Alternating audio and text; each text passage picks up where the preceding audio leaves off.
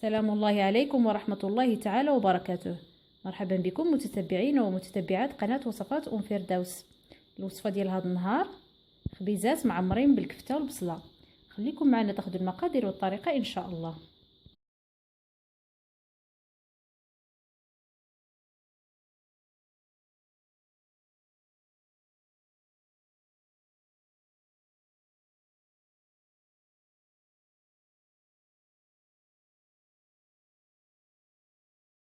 بسم الله على بركة الله. المقادير ديال العجين هي كالتالي: عندنا هنايا 300 غرام ديال الدقيق القمح الصافي اللي كيتسمى الفينو، هنايا 150 غرام ديال دقيق الفرص الناعم.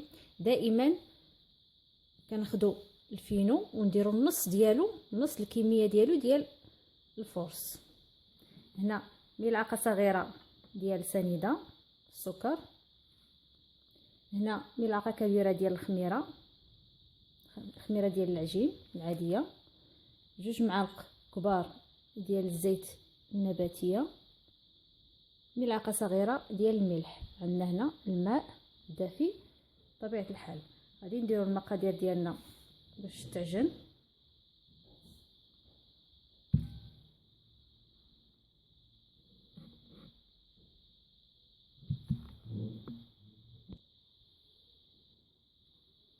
نديروا السكر على الخميره ونديروا عليها شويه الماء ونخليوها تلق راسها.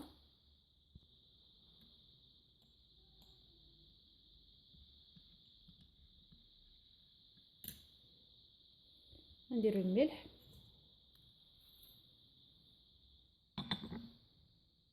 الزيت،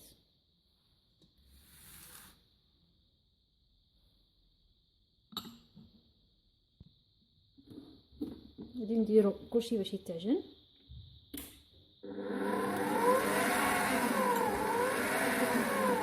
نبقاو نضيفوا الماء شويه بشويه حتى كتجمع العجينه ديالنا. نزيدوا الخميره، هانتوما كتشوفوا كي رجعت، ونستمروا.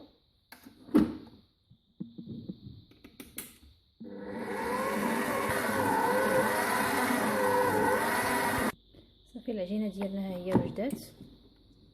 دابا غادي نغطيوها ونخليوها ترتاح حتى كتخبل. من بعد ما كتخمر كنبداو نعمروها.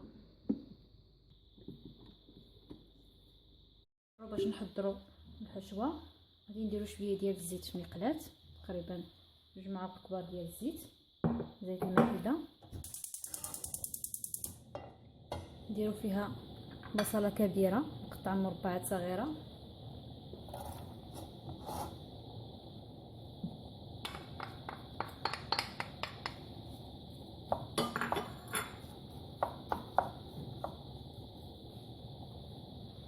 نديروا عليها القليل من الابزار هو الفلفل الاسود، قليل من الملح،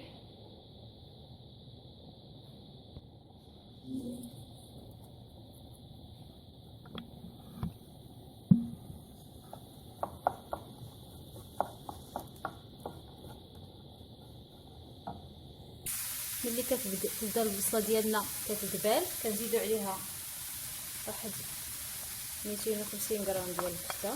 يعني كل واحد غادي يدير على حساب الرغبه.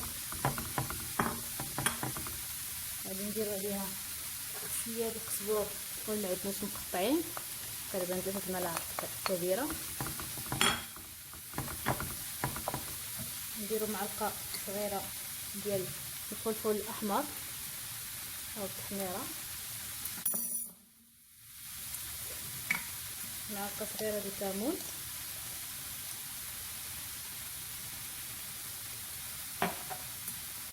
نديرو شويه ديال السكنجبير او الزنجبيل غير شويه،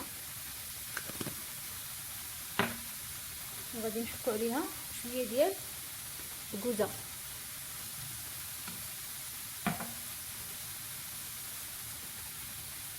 غير شويه.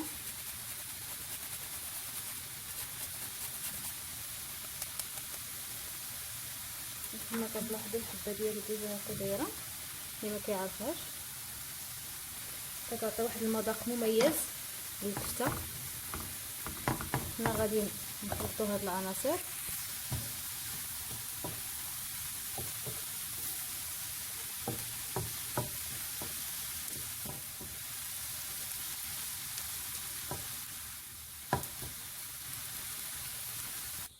غادي نزيدو شويه ديال الفلفل الحار، هذه اختياريه، اللي بغاها يديرها اللي ما بغاهاش ماشي مشكل ما يديرهاش. انا غندير شويه ديال الهريسه، وانا عندي هنايا واحد الفلفله قطعتها مربعات صغيره ودوزتها في شويه ديال الزيت وشويه ديال الابزار والملحه، شحرتها واحد شويه. انا غادي نضيفها لهاد الكفته ديالنا وغادي نخلط.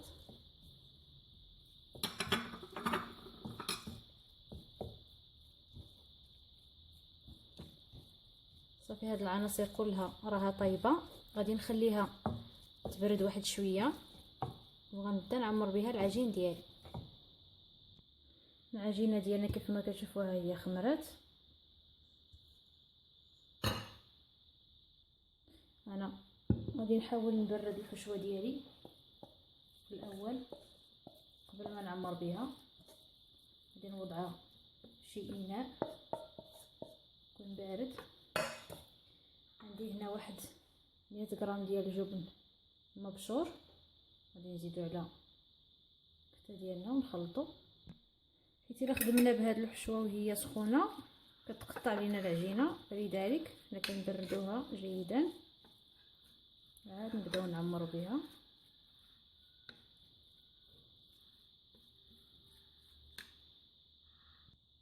دابا غادي نبداو نشكلو العجين ديالنا على شكل كريات. الاول غادي ندهنو بلاصه فين غنديرو الكويرات ديالنا شويه ديال الزيت، نبداو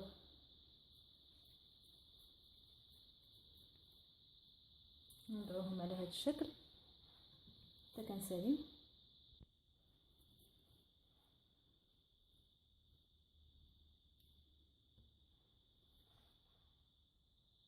دابا غنبداو نعمرو، نديرو شويه ديال الزيت في يدينا،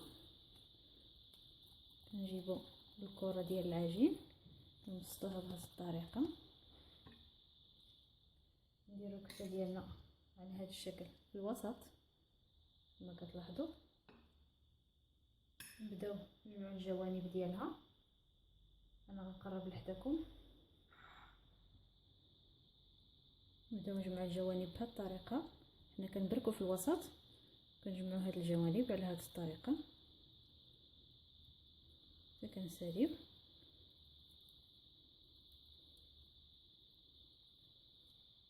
كنرشوا الفينو ونحطوها نخليوها ترتاح.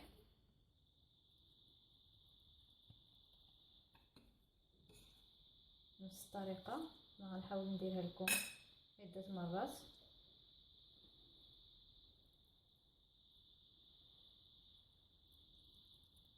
كما كتلاحظوا جمعتها.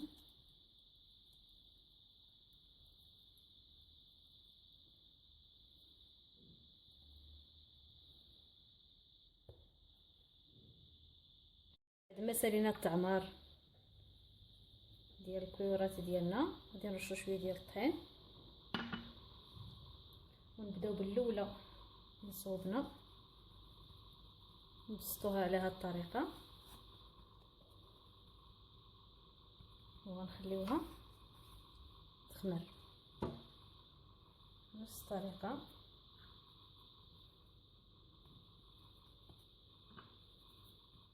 نرشوا شويه ديال الفينو وحنا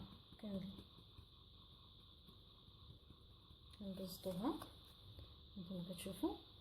الخبيزات ديالنا غنخليوهم يخمروا ونتلاقاو.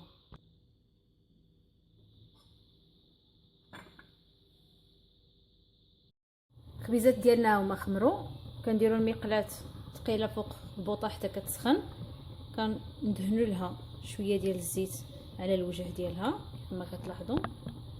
نقرب لكم الصوره. كناخذ الخبزه ديالي ونحطها.